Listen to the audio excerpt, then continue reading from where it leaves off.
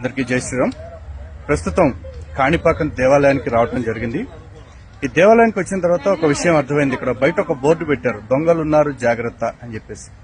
గుడి బయట దొంగలున్నారు జాగ్రత్త అని పెట్టారు, బానే ఉంది. మరి గుడి లోపల దేవాదాయ శాఖ అధికారులు ఉన్నారు జాగ్రత్త అని కూడా పెడితే బాగుండేది. ఎందుకంటే గుడి నిండా పట్టుమని 100 మంది భక్తులు కూడా లేరు. కానీ 1.5 కిలోమీటర్ల క్యూ లైన్ పెట్టి ఉచిత దర్శనంలో వచ్చే వాళ్ళందరినీ క్యూ లైన్ లో మొత్తం అంతా తిరిగి రమ్మని చెప్తా ఉన్నారు. ఎందుకంటే అలా ఎక్కువ దూరం పెడితేనే 100 రూపాయలు, 500, 1000 రూపాయలు పెట్టి వివిఐపి టికెట్లు, విఐపి టికెట్లు, శీఘ్ర దర్శనం, అతి శీఘ్ర దర్శనం లాంటివి కొనుక్కుంటారు. నాకు అర్థం కానిది ఏంటంటే ఆలయానికి ఆదాయం కావాలి, కానీ ఆదాయాన్ని చేసుకోవటం కోసం ఆలయాన్ని, అందులో దైవాన్ని వాడుకుంటున్న దేవాదాయ శాఖని, ఆ దేవాదాయ శాఖ బారి నుండి హిందువుల్ని ఎవరు కాపాడతారు? దీనికి మరి ప్రభుత్వాలు సమాధానం చెప్పాలి అంటే ప్రతి హిందువు ప్రశ్నించాలి. అలా ప్రతి హిందువు ప్రశ్నిస్తారన్న ఉద్దేశంతో ఈ వీడియోలో ఈ సమస్యని మీ అందరి దృష్టికి తీసుకొస్తున్నాను. జై శ్రీరామ్, భారత్ మాతాకి జై.